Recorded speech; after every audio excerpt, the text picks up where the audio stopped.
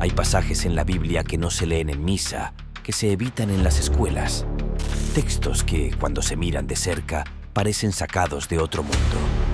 Criaturas con múltiples rostros, ruedas llenas de ojos que giran en el cielo, bestias colosales que desafían toda lógica y ángeles que destruyen ejércitos enteros en una sola noche. ¿Qué significan realmente estas escenas? ¿Mensajes simbólicos o algo más? Estos pasajes no se predican, pero están ahí, escritos con fuego divino. Revelan secretos, juicios y señales que estremecen el alma. Si crees que exagero, abre tu Biblia y compruébalo tú mismo, porque lo que hoy conocerás podría ser la sombra de lo que está por venir. Bienvenidos.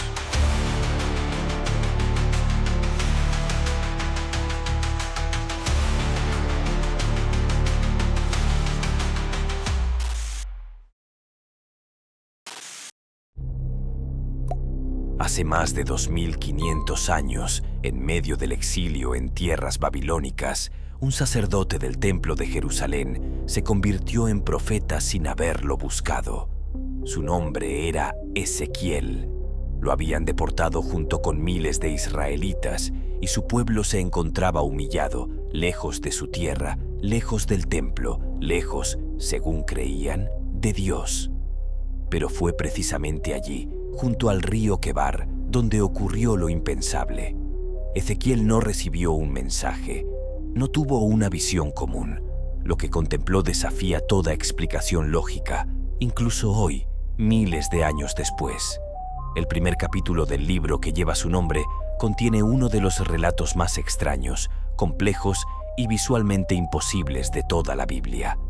Y miré, y he aquí venía del norte un viento tempestuoso, una gran nube con fuego envolvente, y en medio del fuego algo que parecía como bronce refulgente, y en medio de ella la figura de 4 seres vivientes, y esta era su apariencia.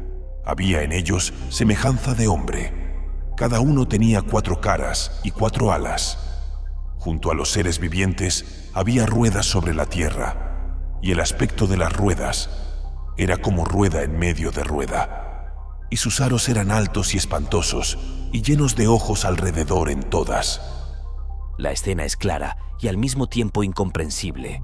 Criaturas con cuerpo humanoide, pero con 4 rostros. Hombre, león, buey y águila. Alas que se tocan entre sí, pies de becerro que brillan como bronce ardiente, y debajo de sus alas, manos humanas. Junto a ellos, enormes ruedas entrelazadas que giran en todas direcciones. Pero estas ruedas no son simples objetos. Están llenas de ojos. No 1 ni 2, sino docenas de ojos abiertos en todo su contorno, como si observaran todo a la vez. Y lo más extraño, las ruedas están vivas, porque, según el texto, el espíritu de los seres vivientes estaba en las ruedas. Sobre ellos, una expansión parecida al cristal. Y por encima de todo, un trono de zafiro brillante, desde el cual emana fuego, luz y una figura rodeada por el resplandor de un arco iris. ¿Qué fue exactamente lo que vio Ezequiel? Los primeros intérpretes lo entendieron como una representación simbólica de la gloria de Dios. Algunos padres de la Iglesia asociaron los rostros con los evangelistas, pero con el paso del tiempo, esta visión dejó de encajar en categorías simples. El nivel de detalle técnico, el lenguaje preciso de movimiento, rotación, fuego metálico y estructuras compuestas ha llevado a teólogos modernos, místicos e incluso científicos a preguntarse: ¿fue Ezequiel testigo de algo más? Muchos investigadores han notado que la descripción del carro de Dios, con criaturas coordinadas, ruedas giratorias e inteligencia consciente, se parece más a un sistema mecánico viviente que a una figura alegórica. Algunos han comparado las ruedas dentro de ruedas con tecnología multidimensional y los ojos con sistemas de vigilancia. ¿Podría tratarse de una manifestación física del cielo o de un tipo de trono móvil que viaja entre dimensiones? Otros van más allá. Sugieren que Ezequiel podría haber visto una nave celestial o una estructura viviente no terrestre que Dios permitió que contemplara, no para entenderla, sino para advertirnos. Pero entre tanta especulación hay algo que no se puede negar. Dios quiso mostrarse de una forma que el hombre no pudiera controlar ni predecir. No se apareció como una paloma, ni como una voz suave, ni como una zarza ardiendo. Se presentó como una tormenta viviente, como fuego envuelto en visión, como ojos que ven más allá del tiempo. La Biblia no lo dice claramente, pero el mensaje es perturbador. Dios puede manifestarse en formas que no entendemos. Y cuando lo hace, el mundo tiembla.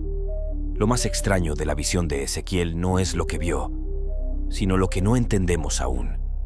¿Qué era ese carro? ¿Por qué tenía ojos? ¿Y por qué los antiguos dejaron registrado este relato con tanto detalle si no debía entenderse literalmente? Tal vez la gloria de Dios es más misteriosa y más real de lo que nos atrevemos a aceptar. En las llanuras de Uz, hace más de 2 milenios, mientras Job clamaba en su desesperación por respuestas ante el sufrimiento, Dios rompió el silencio, pero no con consuelo ni explicaciones, sino con visiones. Y una de las más inquietantes fue la de una criatura tan inmensa, tan imponente, que su existencia desafiaba toda lógica humana: el Behemoth. Mira ahora al Behemoth, al cual hice contigo. Come hierba como el buey. Su fuerza está en sus lomos, su vigor en los músculos de su vientre. Su cola se mueve como un cedro. Sus huesos son como tubos de bronce, sus miembros como barras de hierro. Él es el principio de los caminos de Dios. La descripción es precisa y al mismo tiempo desconcertante. ¿Qué clase de animal es este cuya cola se compara con un cedro, cuyas extremidades están hechas como de hierro y bronce y que representa el inicio de los caminos divinos? Muchos intentaron reducirlo a un animal conocido. Algunos lo identificaron como un hipopótamo, otros como un elefante, pero ni sus proporciones, ni su forma, ni mucho menos su simbología encajan con esas criaturas. Ninguna de ellas tiene una cola semejante a un árbol majestuoso del Líbano. Ninguna representa un punto de inicio en la obra de Dios. En tradiciones judías antiguas, el Behemoth es más que un animal. Es una bestia de los tiempos finales, sellada hasta el día del juicio. Según el libro apócrifo de Enoc y algunos textos del Talmud, este ser habita en las profundidades de la tierra, confinado hasta que se cumplan los días. Junto con el Leviatán, sería desatado como parte del cumplimiento de las profecías. Otros manuscritos lo relacionan con los antiguos gigantes de la tierra, los Nefilim, los descendientes de ángeles caídos y mujeres humanas mencionados en el Génesis. En esta línea de pensamiento, el Behemoth sería un vestigio de un mundo previo al diluvio, una reliquia viviente de una era destruida por la corrupción. Hay incluso quienes sostienen que el Behemoth no pertenece solo a nuestro plano físico, sino que es una entidad interdimensional, un símbolo del poder bruto de Dios, una manifestación visible del orden oculto que rige la creación. Su cuerpo sería de carne, pero su esencia sería espiritual, casi angelical, una criatura puente entre lo visible y lo invisible. Pero ¿por qué mostrarle esta visión a Job? ¿Qué mensaje está oculto en esta figura? Dios, al exponer al Behemoth, no está hablando de zoología, está enseñando que existen cosas más grandes que el sufrimiento humano, que hay un diseño tan vasto y tan antiguo que el hombre apenas puede comprender su superficie. Y eso es precisamente lo que hace al Behemoth tan inquietante. No solo es una bestia, es una advertencia, un recordatorio de que la creación contiene cosas que no deben ser comprendidas del todo, sino respetadas. Hoy, en tiempos donde creemos saberlo todo, el Behemoth sigue siendo un misterio. La ciencia ha desenterrado fósiles de monstruos colosales, pero ninguno se ajusta con tanta exactitud a esta descripción. Ninguno fue llamado por Dios el principio de sus caminos. Entonces, ¿dónde está el Behemoth? ¿Qué significa su silencio? ¿Y qué pasará cuando vuelva a rugir? En las profundidades de los mares, donde la luz no alcanza y la creación parece olvidada, habita una criatura que desafía toda comprensión. No es fábula, no es símbolo, es carne viva, fuerza primigenia y terror puro. En el libro de Job, cuando Dios finalmente responde a su siervo atribulado, no lo hace con consuelo, sino con un desfile de poder que culmina en una visión aterradora. Y allí, entre truenos divinos, es revelado el Leviatán. No hay forma de leer el capítulo 41 de Job y pensar que se trata simplemente de un cocodrilo, como algunos han sugerido. Las palabras no lo permiten. Dios describe con precisión, con majestuosidad e incluso con asombro a un ser que arde con su propio fuego, cuyos estornudos iluminan y cuyas fauces lanzan llamas. De su boca salen llamas, centellas de fuego brotan, de sus narices sale humo, como de una olla o caldero que hierve. Su aliento enciende los carbones y de su boca sale llama. ¿Es esto natural? ¿Un animal terrestre? ¿Una exageración poética? Las escrituras son claras. El Leviatán es una criatura de fuego y humo, del abismo, creada por Dios no para ser domesticada, sino para infundir reverencia. Nadie hay tan osado que lo despierte, dice el texto, y añade algo inquietante. ¿Quién podrá entonces estar delante de mí? El propósito del Leviatán no es simplemente aterrorizar, es mostrar cuán pequeño es el hombre frente a los caminos del Altísimo. Desde la antigüedad, los sabios han debatido sobre su naturaleza. En las culturas vecinas de Israel, babilonios, asirios, egipcios, hay referencias a dragones marinos, a monstruos del caos derrotados por dioses solares. El Lotán cananeo, el Tiamat babilónico. Pero solo la Biblia presenta al Leviatán como algo que aún existe, una criatura que no fue vencida ni destruida, sino contenida, guardada por Dios, preservada. ¿Para qué? El profeta Isaías nos da una pista. Aquel día Yahvé castigará con su espada dura, grande y fuerte al Leviatán, serpiente veloz, y matará al dragón que está en el mar. ¿De qué día habla? ¿Y por qué ese día requiere que el Creador mismo se levante contra una bestia? Esto sugiere que el Leviatán no es solo una criatura física. Es un símbolo viviente del caos, del juicio, de una guerra espiritual que aún no ha concluido. En el Salmo 104 se lo menciona de nuevo. Allí andan las naves, allí está ese Leviatán que hiciste para que jugase en el mar. Una línea extraña. ¿Para que jugase? ¿Una burla divina? ¿O una manera de recordarnos que incluso lo más aterrador está bajo control absoluto? Y en el Salmo 74, tú hendiste el mar con tu poder, quebrantaste las cabezas de los monstruos en las aguas, tú magullaste las cabezas del Leviatán. Aquí se habla en plural. Las cabezas del Leviatán. ¿Un dragón de múltiples cabezas? ¿Una criatura que desafía las leyes biológicas actuales? Las posibilidades son inquietantes. El océano cubre más del 70% del planeta y, sin embargo, hemos explorado apenas el 5% de sus profundidades. ¿Qué se esconde en las fosas abisales, donde la presión aplasta, la oscuridad domina y la vida parece ajena a todo lo que conocemos? ¿Y si el Leviatán está allí, dormido? La ciencia no puede explicarlo. Las escrituras no lo niegan. Los antiguos lo temían. ¿Y nosotros? ¿Seguiremos creyendo que todo está explicado, que la naturaleza no guarda secretos más allá de nuestra lógica? El Leviatán es una advertencia viviente, no solo de la potencia divina, sino del límite del conocimiento humano. Nos recuerda que hay cosas que no se deben provocar, puertas que no deben abrirse, aguas que es mejor no agitar. Job no respondió. No hizo más preguntas, solo guardó silencio. Quizá nosotros deberíamos hacer lo mismo. Entre los grandes profetas del Antiguo Testamento, Elías se destaca por sus milagros, su enfrentamiento contra los falsos dioses y sobre todo por su misteriosa partida de la tierra. Este suceso extraordinario se encuentra narrado en el segundo libro de los Reyes y ha sido motivo de asombro, interpretación simbólica y también de teorías desconcertantes durante siglos. La escena ocurre en un momento de transición. Elías ya ha cumplido su misión y su sucesor, Eliseo, lo acompaña en sus últimos pasos como guía espiritual del pueblo. Ambos caminan por los alrededores del Jordán cuando ocurre lo inexplicable. Y aconteció que yendo ellos y hablando, he aquí un carro de fuego con caballos de fuego apartó a los dos. y Elías subió al cielo en un torbellino. El texto es directo y poderoso. No dice que Elías murió, no dice que se desvaneció, dice que fue arrebatado al cielo, transportado por un carro de fuego. Esta descripción ha sido interpretada durante siglos como un signo de la gloria de Dios, como un símbolo de la divinidad llevándose a uno de sus siervos más fieles. Pero aquí es donde entra lo extraño. La Biblia no describe que fuera un fenómeno espiritual etéreo o una visión mística.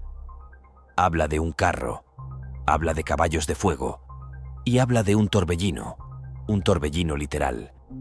¿Qué clase de fenómeno fue este? ¿Una manifestación directa del poder divino? ¿Un vehículo celeste? ¿Una representación visible para los hombres de algo que pertenece a otra dimensión?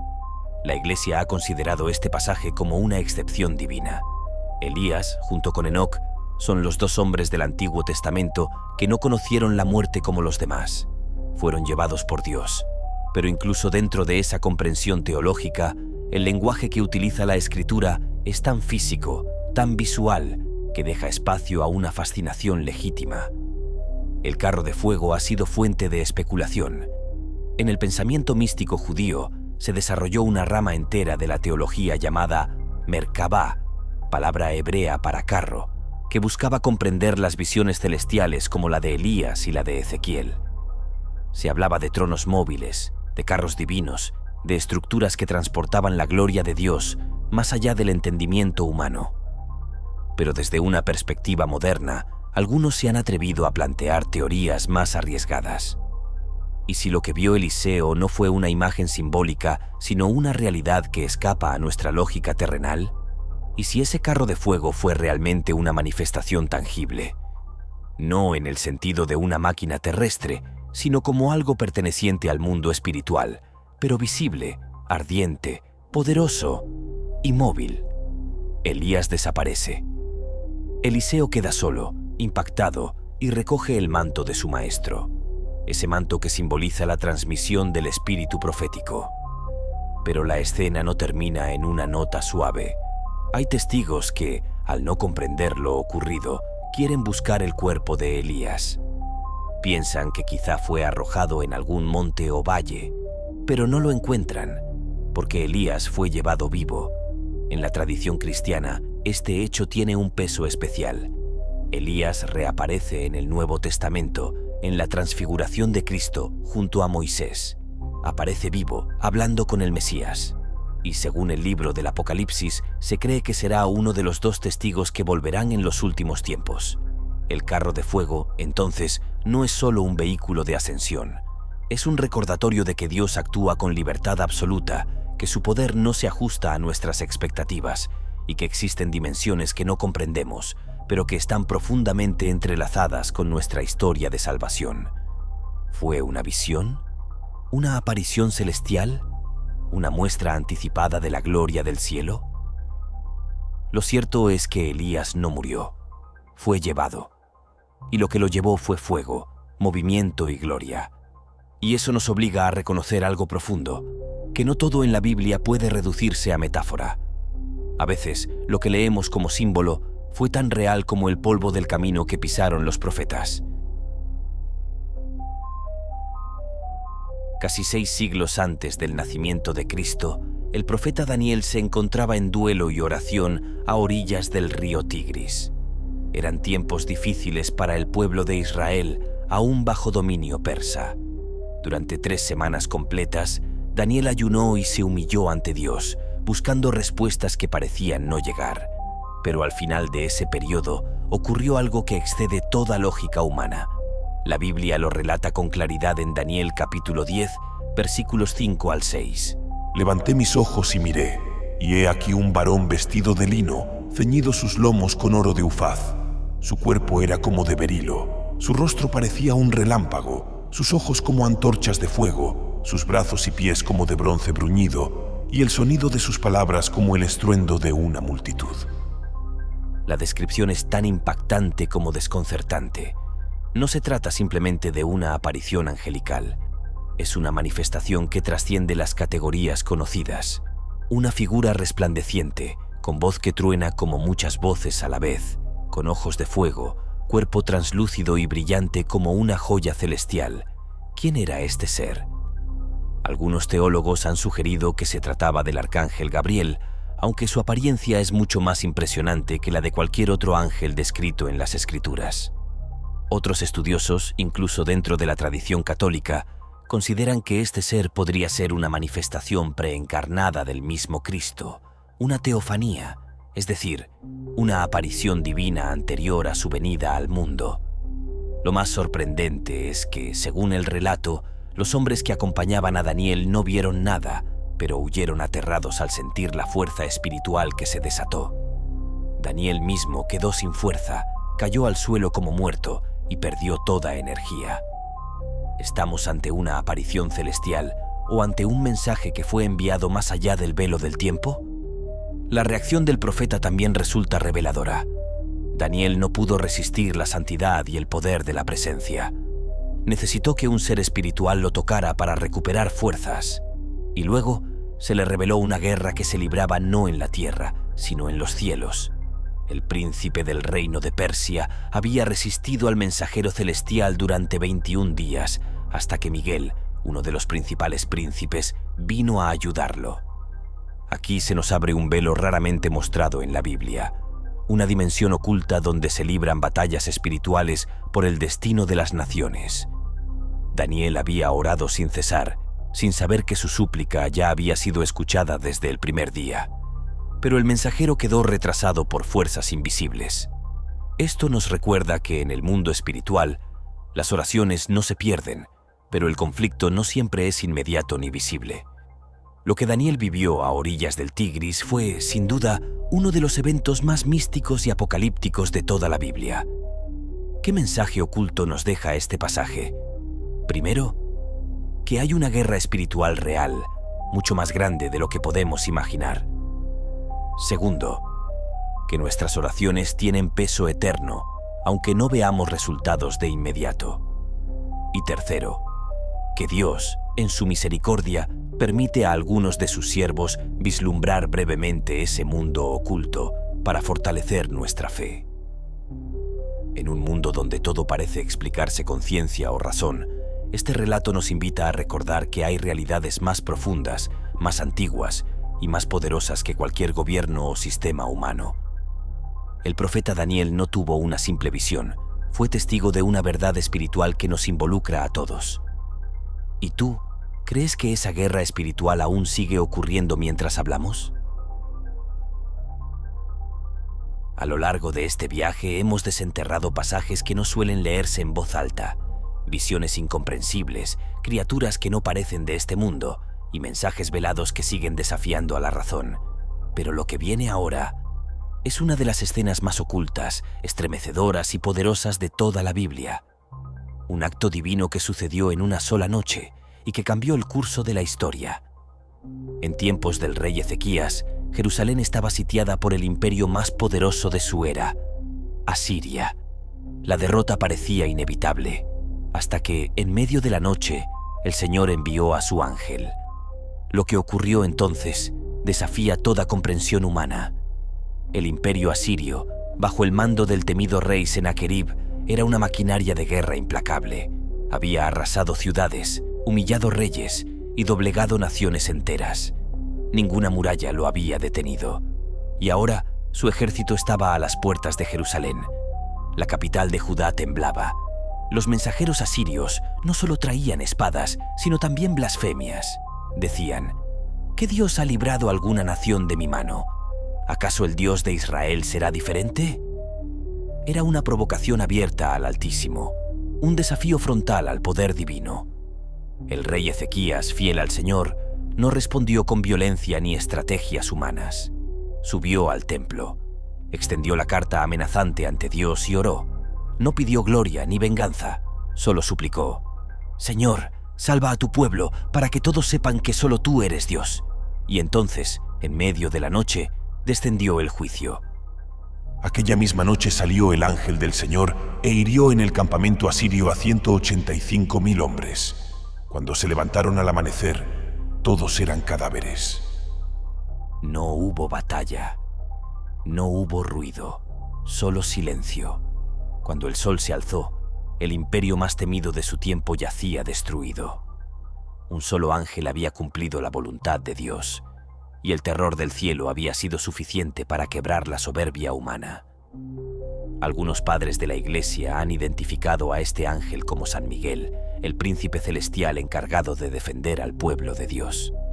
Otros piensan que fue un enviado anónimo, una espada divina que actuó en el momento exacto.